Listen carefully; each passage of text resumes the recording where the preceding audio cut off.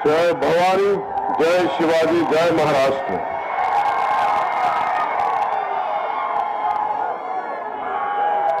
छत्रपती शिवाजी महाराजांची भूमी, संतांची भूमी, वीरांची भूमी म्हणजेच महाराष्ट्र। या भूमीतल्या छत्रपती शिवाजी महाराजांना, संतांना, वीरांना नमन। आणि माझ्या लाडक्या बहिणींना, लाडक्या भावांना प्रेमपूर्वक नमस्कार।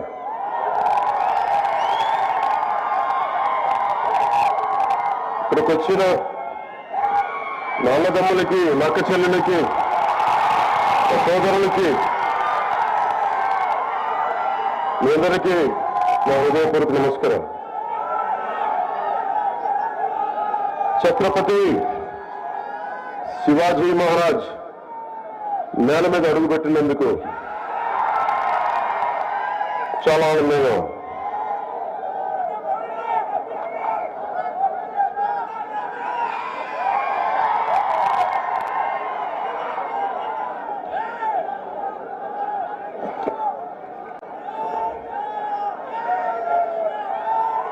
ఇది ఛత్రపతి శివాజీ పుట్టిన నేల,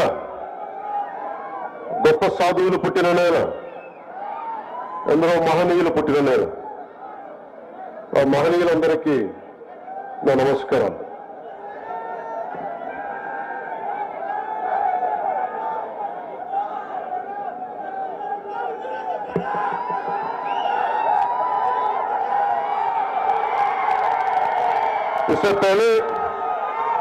इससे पहले कि मैं कुछ बोलूं, मैं आप सबसे क्षमा चाहता हूं।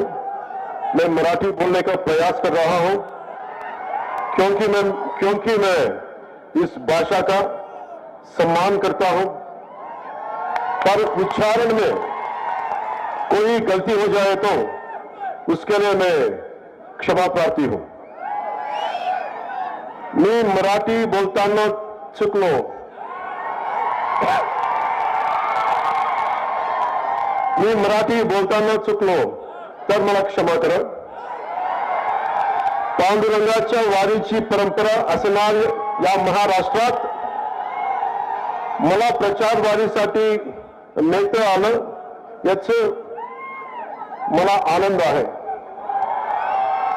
मैं आभारी हूं आदरणीय प्रधानमंत्री मोदी जी का, गृह मंत्री अमित शाह जी का, हमारे प्रिय highway man of India Nitin Gadkari ji का।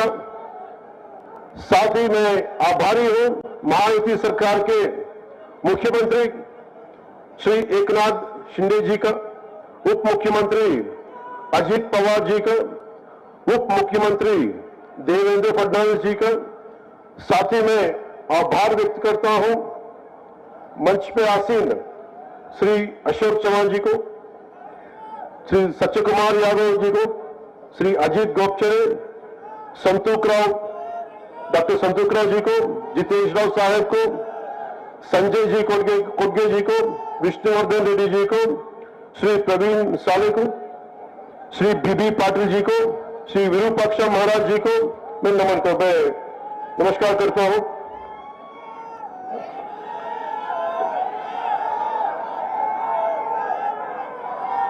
मैं यहां सिर्फ वोट मांगने नहीं आया। मैं आया हूं मराठा वीरों की धरती को नमन करने। मैं नमन करने आया हूं छत्रपति शिवाजी महाराज की उस धरती को जिसने मुझे अधिकारों के लिए लड़ना सिखाया। मैं आभार व्यक्त करने आया हूं उस धरती का जिसने मुझे स्वराज का अर्थ समझाया। मैं नमन करने आया हूं बाबा साहेब अंबेडकर की कर्मभूमि को, राजमाता जिजाबाई के संस्कारों से सींची गई इस धरती को। मैं पिछले 10 सालों में एनडीए के साथ रहा हूं क्योंकि मैं बीजेपी और शिवसेना से वो भी बाला साहेब ठाकरे जी की शिवसेना के विचारों पे चलने वाला व्यक्ति हूं। शिवसेना और जनसेना दोनों ही सनातन की, शिवसेना और जनसेना दोनों ही सनातन की रक्षा के लिए समर्पित सेनाएं हैं। मुझे बाला साहेब जी से मिलने का सौभाग्य नहीं मिला, पर मुझे अन्याय के खिलाफ लड़ने और डटी रहने की प्रेरणा उन्हें से मिली है। इसलिए मैं इस मंच से उनको, बाला साहेब ठाकरे जी को मैं नमन करना चाहता हूं, जिनसे मुझे जनसेना के 7 मूलभूत सिद्धांतों में, जनसेना के 7 मूलभूत सिद्धांतों में से एक सिद्धांत प्रांतीय हित के ध्यान में, प्रांतीय हित के ध्यान में रखते हुए राष्ट्रहित की भावना, ప్రాంతీయవాదాన్ని విస్మరించని జాతీయవాదం, ఇది శివసేన అధినాయకుడు హిందూ హృదయ సామ్రాట్ బాలా సాहेब ठाकरे गांधी నేర్చుకున్నాను। बाला साहेब ठाकरे जी से मैंने सीखा निडर होकर अपनी बात रखना, बेबाक रहना, अपने सिद्धांतों पे अडिग रहना, बिना किसी రాజ్లోప్ కే। ఇది మీకోసం తెలుగులో చెప్తాను।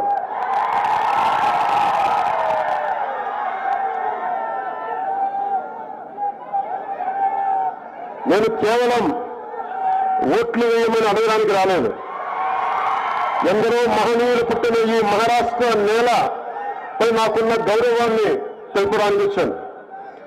ఛత్రపతి శివాజీ పుట్టిన నేల, మన హక్కుల కోసం పోరాడటం నేర్పిన నేల, అలాంటి నేలపై నాకున్న గౌరవాన్ని తెలపడానికి వచ్చాను। స్వరాజ్యం అనే పదానికి అర్థం తెలిపిన గొప్ప నేలపై నాకున్న గౌరవాన్ని తెలియజేయడానికి వచ్చాను। బాబాసాహెబ్ అంబేద్కర్ కు కర్మభూమిగా నిలిచిన ఈ గొప్ప నేలపై నాకున్న గౌరవాన్ని తెలపడానికి వచ్చాను। రాజ్మాత జిజాబాయి నేర్పిన విలువలతో నిండిన ఈ గొప్ప నేలకు మనస్ఫూర్తిగా నమస్కరించడానికి వచ్చాను।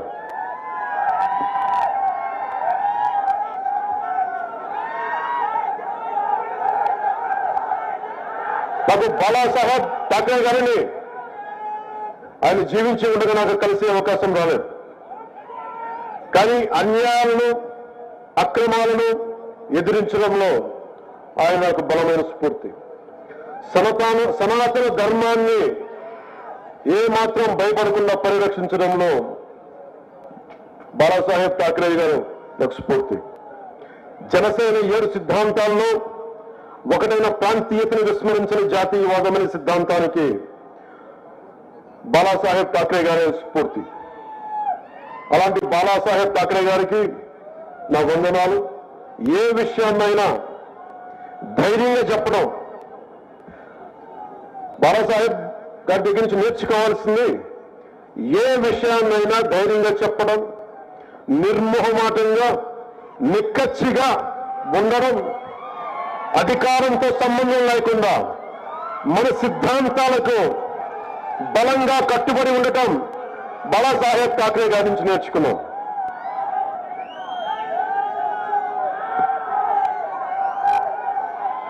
मैं पिछले दशक में जब मुड़कर देखता हूं तो मुझे दिखाई देता है आर्टिकल 370 के बाद का कश्मीर, राम मंदिर से शोभायमान अयोध्या, विश्व पटल पर चमकता हमारा तिरंगा, भारत के हर कोने को जोड़ते हाईवेज, हर गांव में पहुंची सड़क, एनडीए सरकार के 25 करोड़ भारतीयों को गरीबी से उबारा है। एनडीए सरकार ने इन 10 वर्षों में 4 करोड़ किसानों को फसल बीमा योजना का लाभ दिया। एनडीए सरकार ने लगभग 12 करोड़ का लाभ दिया प्रधानमंत्री किसान योजना में। कुल 30 करोड़ के मुद्रा योजना का लाभ दिया हमारी बहनों को। पिछले 10 सालों में हमारे highway man of India Shri Nitin Gadkari ji ने इस देश को 11,000 किलोमीटर के नेशनल हाईवे दिए हैं। महाराष्ट्र को 701 कम लंबा समृद्धि महामार्ग भी मिला जो नागपुर से लेकर ठाणे को जोड़ता है और महाराष्ट्र के नवनिर्माण में जोड़ी गई एक और उपलब्धि है। ऐसे न जाने कितने कार्य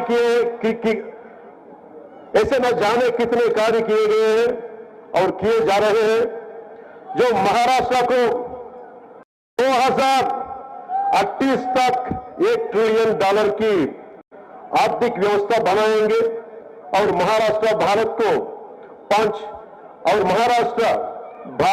5 ट्रिलियन डॉलर के साथ विश्व की तीसरी सबसे बड़ी अर्थव्यवस्था बनने में महत्वपूर्ण योगदान देगा।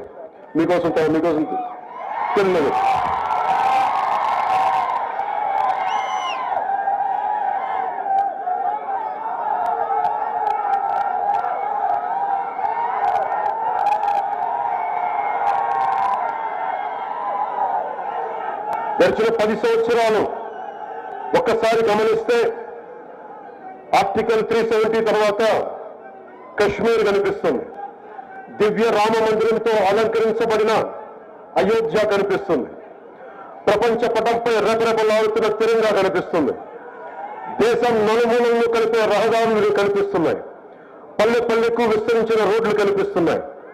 గడిచిన 10 ఏళ్లలో ఎన్డీఏ ప్రభుత్వం 25 కోట్ల భారతీయులను పేదరికం నుండి విముక్తి చేసింది, 4 కోట్ల రైతులకు పంట బీమా అందించింది, పీఎం కిసాన్ ద్వారా 12 కోట్ల మందికి లబ్ధి చేకూరింది. అలాగే ముద్రా యోజన ద్వారా దాదాపు 30 కోట్ల మంది ఆడబిడ్డలకు చేయూతనిచ్చింది. గత 10 ఏళ్లలో highway man of India Nitin Gadkari garu మన దేశానికి దాదాపు 11,000 కిలోమీటర్ల రహదారులు అందించారు. మహారాష్ట్రలోనే నాగ్పూర్ నుండి తానే వరకు 701 కిలోమీటర్ల సమృద్ధి మహామార్గం నిర్మించారు. ఇది మహారాష్ట్ర నవనిర్మాణంలో కీలక ఘట్టం. 2028 లోపు మహారాష్ట్రను 1,00,000 కోట్ల ఆర్థిక వ్యవస్థగా తీర్చిదిద్దేందుకు ఇలాంటి ఇంకెన్నో గొప్ప అభివృద్ధి కార్యక్రమాలు చేపడుతున్నారు. భారతదేశాన్ని 5 లక్షల ట్రిలియన్ల జీడీపీతో ప్రపంచంలోనే 3వ అతిపెద్ద ఆర్థిక వ్యవస్థగా మార్చడంలో మహారాష్ట్ర కీలక పాత్ర పోషించబోతుంది.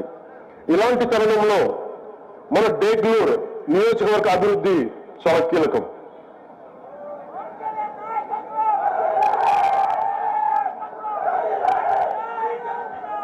हम डेगलूर की विकास की बात करें तो डेगलूर के विकास के लिए भी अनगिनत कार्य एनडीए सरकार द्वारा किए गए हैं, जैसे सरकारी विश्राम गृह डेगलूरू का निर्माण, डेगलूरू और बिलोली पुलिस थानों का निर्माण, डेगलूर कोर्ट का निर्माण, बिलोली कोर्ट का निर्माण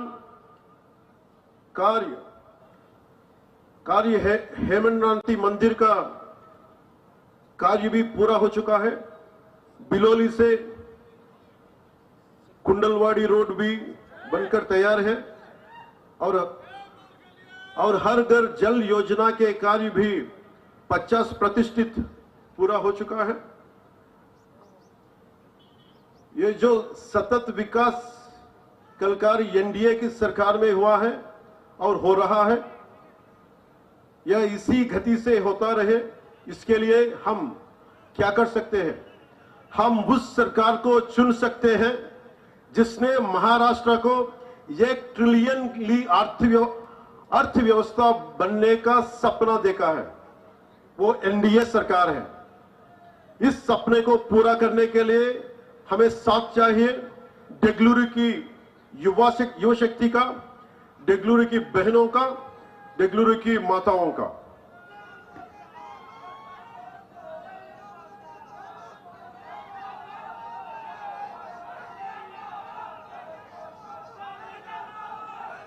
డెగ్లూరు నియోజకవర్గంలో ఎన్డీఏ ప్రభుత్వం ఎన్నో అభివృద్ధి కార్యక్రమాలు చేసింది.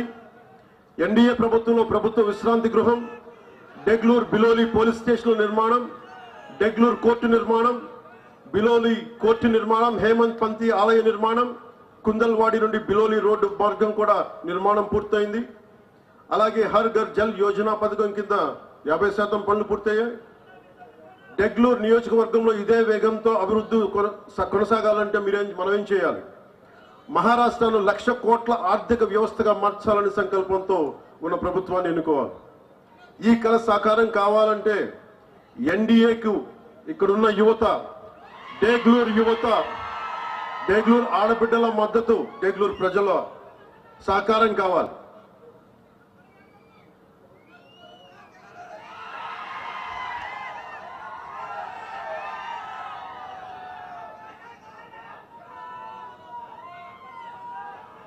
महाराष्ट्र के इतिहास की बात करें तो यहां सनातन की रक्षा के लिए ना जाने कितने वीरों ने अपना प्राणों की आहुति दी है, पर कांग्रेस ने अपने शासनकाल में क्या किया? पालघर में हमारे साधुओं की हत्या हुई. పాల్ఘర్లో మీరు చూశారు, చేతులెత్తి వేడుకున్నాడు, నన్ను చంపొద్దు చంపొద్దు చంపొద్దు అని. పాల్ఘర్లో దేశం మంచి కోరే, సర్వజనం హితం కోరే పాల్ఘర్లో సాధువుని చంపితే, చేతులెత్తి వేడుకొని చంపితే ఒక్కళ్ళు పట్టించుకోలేదు. చంపిన వాళ్ళకి శిక్ష పడాలి. అందుకనే ఇలాంటి ప్రభుత్వాలు కాదు మనకు కావాల్సింది. సాధువుల్ని, సంతుల్ని, సనాతన ధర్మాన్ని కాపాడే ప్రభుత్వం కావాలి.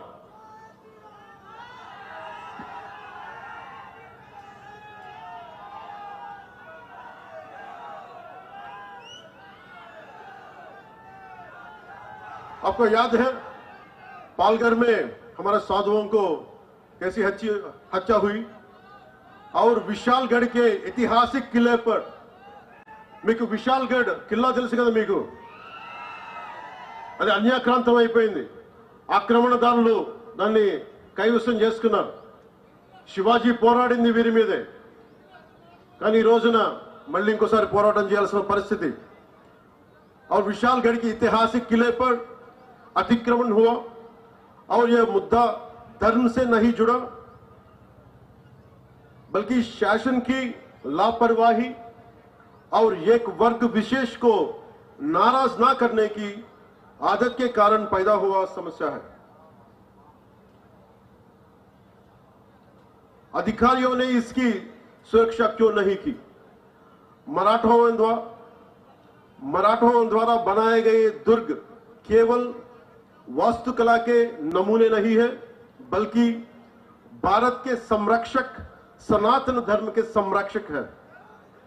इन किलों ने न जाने कितने सालों तक आक्रमणकारियों के और न केवल महाराष्ट्र के लिए बल्कि समूचे दक्षिण भारत के बीच हिमालय की तरह खड़े रहे और हमारे लाखों मंदिरों की रक्षा की. అంటే మనం మహారాష్ట్రలో ఉన్న దుర్గాలన్నీ, ఛత్రపతి శివాజీ మహారాజ్ పోరాటం చేసిన దుర్గాలన్నీ, ఆక్రమణదారులు మనకి ఈ దుర్గాలన్నీ కలిపి దక్షిణ భారతాన్ని ఒక కోటలా కాపాడిని, ఒక హిమాలయ పర్వతంలా కాపాడిని, రానివ్వకుండా చేసి, అందువల్ల దక్షిణ దేశంలో దేవాలయాలు కూల్చలేకపోయారు. దానికి మనం మహారాష్ట్ర నేలకి, ఈ కోటలకి, ఈ ఖిల్లాలకి, ఛత్రపతి శివాజీ మహారాజ్ ధైర్యానికి, మహారాష్ట్ర నేలకి, మహారాష్ట్ర వీరులకి నేను శిరస్సు ఉంచి నమస్కరిస్తున్నాను.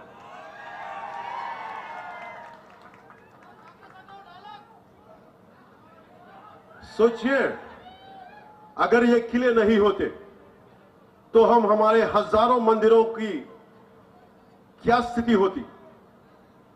तमिलनाडु में क्या होता? आंध्रा के मंदिरों की क्या स्थिति होती? जरा सोचिए. आज बाला साहेब होते तो क्या सोचते? बाला साहेब ठाकरे जी चाहते थे एकजुट भारत, एकजुट भारत, నిలబడి ఉన్న భారతం, కలిసికట్టుగా ఉన్న భారతం. అంతే, బాలాసాహెబ్ ఠాక్రే కోరుకున్నది కలిసికట్టుగా ఉన్న భారతం, ఒక్క భారతం, ధైర్యంతో కూడిన భారతం, పౌరుషంతో ఉన్న భారతం, సాహసంతో ఉన్న భారతం। बाबा साहेब ठाकरे जी चाहते हैं एकजुट भारत, जिसे मोदी जी पूरा कर रहे हैं। वो चाहते थे राम मंदिर, जिसे एनडीए ने पूरा करके दिखाया। उनकी हर इच्छा को पूरा करने में लगी है एनडीए सरकार। शिवरायांनी सांगितले होते की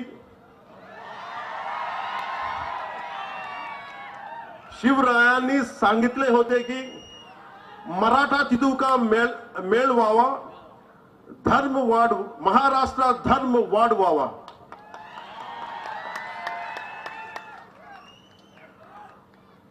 अब ये महाराष्ट्र की जनता निर्णय लेगी कि हम बटना है और कमजोर होना है, मन विडिपोवाला बलहीन अव्वाला, या जुड़ना है और मजबूत बनना है। हम बटना है और अपने अस्तित्व को खतरे में डालना है, या जुड़ना है और उज्जवल भविष्य बनना है। हमें बटना है और अराजकता की फैलने देना है, या जुड़ना है और जन कल्याण विकास की तरफ बढ़ना है। మనం ఆలోచించాల్సింది దేశాన్ని చాలా కష్టపడి సాధించుకున్నాం।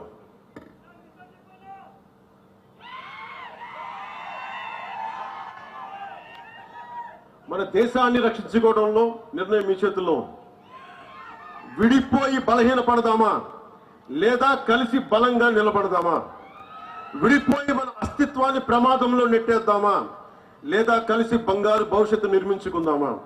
విడిపోయి అరాచకత్వాన్ని స్థానం కల్పిద్దామా లేక కలిసి అభివృద్ధి సంక్షేమం వైపు ప్రజలు నడిపిద్దామా? మనందరం ఇర్రెస్పెక్ట్ ఆఫ్ రిలీజియన్ ప్రాంతాలను దాటి ఇది సనాతన ధర్మం ఉండే నేల ఇది। మనం తెలుగు వాళ్ళం అవ్వచ్చు, మహారాష్ట్రీయులం అవ్వచ్చు, కన్నడిగులు అవ్వచ్చు, ఏదైనా అవ్వచ్చు, కానీ మన గుండెల్లో కొట్టుకుంటుంది సనాతన ధర్మం యొక్క గుండె చప్పుడు। చివరిగా ప్రజల హక్కుల గురించి, వాటి శక్తి గురించి, ప్రజలకున్న అధికారం గురించి రామ్ధారి సింగ్ దినకర్ గారి మాటల్లో డేగ్లూరు ప్రజలకు చెప్పాలనుకుంటున్నాను। हुंकारों से महलों को नींव उखड़ जाती, हुंकारों से महलों को नींव उखड़ जाती, सांसों के बल से ताज हवा में उड़ता है। మీరు ఇంతమంది ఉన్నారు, మీరు కలిసి కట్టుగా మీరు ఒక్కసారి ఊపిరి తీస్తే దేన్ని ఎదుర్కోగలరు? మీరు కలిసి కట్టుగా ఒక్క బలమైన నిశ్వాసం వదిలితే తలలకి పెట్టుకున్న మహారాజుల కిరీటాలు కూడా ఎగిరిపోతాయి। అదే మహారాష్ట్ర నేల చెప్పింది। जनता की रोके राह समय में ताऊ कहां, जनता की रोके राह समय में ताऊ कहां, वह जिधर चाहती काल उधर ही मुड़ता है, काल उधर ही मुड़ता है। ఇది నీకోసం నేను ఎంత ప్రయత్నం చేశానంటే, నా జీవితంలో ఎప్పుడు నేను ఏది అవ్వాలని ప్రయత్నం చేయను। నా డిప్యూటీ సీఎం, నా పొలిటికల్ లీడర్, డెస్టినీ, కాలం, ఫేట్ ఇక్కడ తీసుకొచ్చి పెట్టింది। భారతదేశం కోసం పనిచేసే శక్తిని మన సనాతన ధర్మం ఇచ్చింది। సో మీ అందరికీ నా విన్నపం,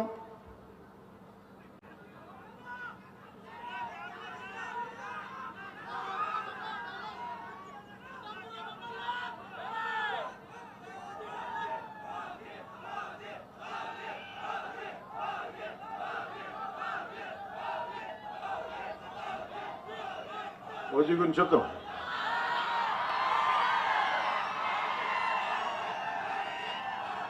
మీకు సినిమా గురించి చెప్తాను।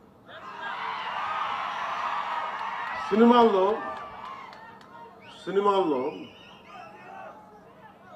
పోరాటం చేయడం, గొడవ పెట్టడం ఈజీ. నిజ జీవితంలో గొడవ పెట్టుకోవడం, ధర్మం కోసం గొడవ పెట్టుకోవడం, ధర్మం కోసం నిలబడటం చాలా కష్టం. మీరు ఈరోజు మీటింగ్కి విని వెళ్ళిపోతున్నారు.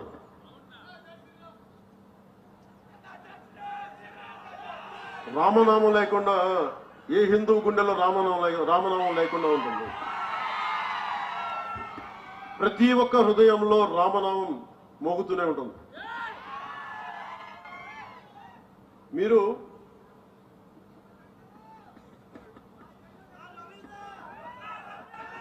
ఇందాక చెప్పిన రామ్ధారీ సింగ్ దినకర్ గారిది ఆయన చెప్పేది మనందరి శక్తి లేదనుకుంటారు. ఈ రోజున ఒక పవన్ కళ్యాణ్ కాదు, అశోక్ చవాన్ గారు కాదు, ఇక్కడున్న నాయకులు కాదు, మీరు బలంగా అనుకుంటే, ఆమ్ జన్ అంటాం కదా, మీరు సామాన్య మానవులు అనుకుంటాం. నేను సామాన్యుడిని, నేను మీలాగే వచ్చాను. నా దేశం కోసం నిలబడాలి, మన సనాతన ధర్మం కోసం నిలబడాలి, పోరాడాలి. అది ఇక్కడ తీసుకొచ్చింది.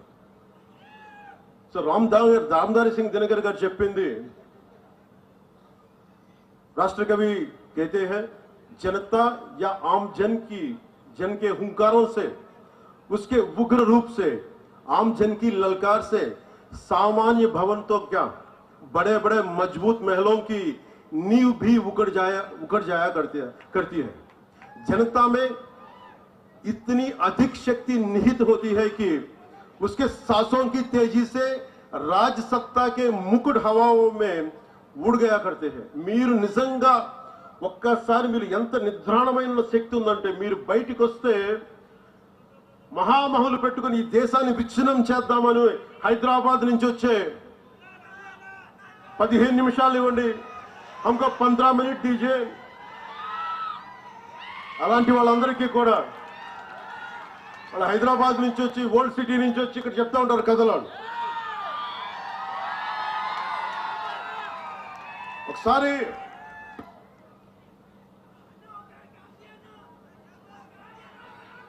ఒక్కసారి చాలా మంది ఫారెన్ డిగ్నిటరీస్ వచ్చి నన్ను అడిగారు, ఈ దేశంలో మైనారిటీలు బాధపడుతున్నారు, భయపడుతున్నారు నరేంద్ర మోదీ గారి నాయకత్వంలో, భారతీయ జనతా పార్టీ నాయకత్వంలో అంటే నేను ఒకటే చెప్పాను. హైదరాబాద్ లో కూర్చొని, ఓల్డ్ పాత బస్తీలో కూర్చొని పోలీసులు 15 నిమిషాలు కళ్ళు మూసుకు కూర్చుంటే హిందువులకు మేమేంటో చూపిస్తాం. నాకెవరో చెప్పాలనిపించింది, ఇది ఛత్రపతి శివాజీ నేల, ఇది ఇలాంటి ధమ్కీలకి భయపడం.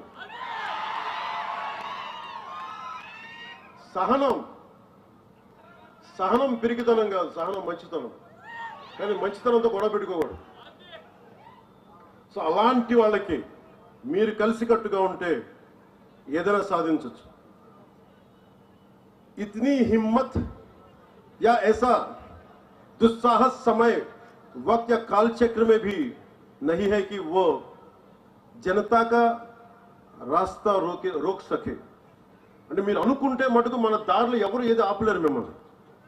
काल चक्र या समय की धारा स्वयं उस ओर मुड़ जाती है जैसी जनता चाहते. మీరు ఎలా కోరుకుంటే కాలం అలా మారిపోతే. మీరు భయపడితే సనాతన ధర్మం కోసం మీరు భయపడతారా? సనాతన ధర్మాన్ని రక్షించుకోలేరా?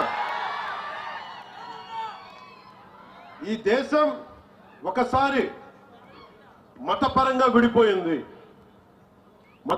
విడిపోయింది దేశం. ఇది సెక్యులర్ కంట్రీ. ఇది సనాతన ధర్మాన్ని బలహీనమైన ధర్మం కాదు, అది చాలా బలమైన ధర్మం. భరిస్తాం, ఆలోచిస్తాం, సహనంతో ఉండమని చెప్తాం. కానీ హైదరాబాద్ నుంచి వచ్చి మేము వస్తాం, చూస్తాం, చేస్తామంటే అక్కడ దాకా అవసరం లేదు. ये तोड़ना फोड़ना ये जरूरत नहीं ना. చాలా సింపుల్ గా ధైర్యంగా ఇది మన నేల ఎక్కడికి పారిపోతాం. తల్వార్లు పట్టుకొని వస్తే చేతులు కట్టుకొని కూర్చుందాం. ఎవరికి దమ్ముంది చేయడానికి? ఇది మీరు ఆలోచించారు. అందుకనే సినిమాల ఆనందం ఓజీ అనండి, ఇంకోటి అనండి, కానీ సనాతన ధర్మ పరిరక్షణ కోసం, మహారాష్ట్ర అభివృద్ధి కోసం, మరాఠీ భాష కోసం, మరాఠీ సంస్కృతి కోసం మనందరం పనిచేయాలి. ఈ రోజు నేను మీకోసం మీ ముందుకు అందుకే వచ్చాను.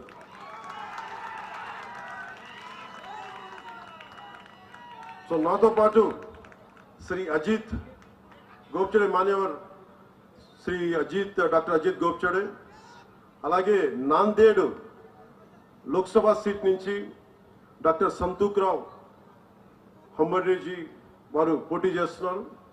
శ్రీ జితేష్ రావు సాహెబ్ డెగ్లూర్ అసెంబ్లీ నుంచి బీజేపీ అభ్యర్థిగా పోటీ చేస్తున్నారు. వారికి అఖండ విజయం ఇవ్వాలని మనస్ఫూర్తిగా మీ అందరినీ కోరుకుంటున్నాను.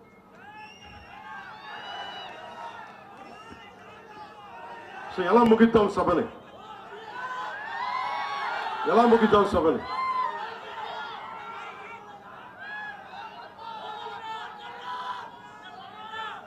జై శ్రీరామ్తో ముగిద్దామా? భారత్ మాతాకితో ముగిద్దామా? దేంతో ముగిద్దాం?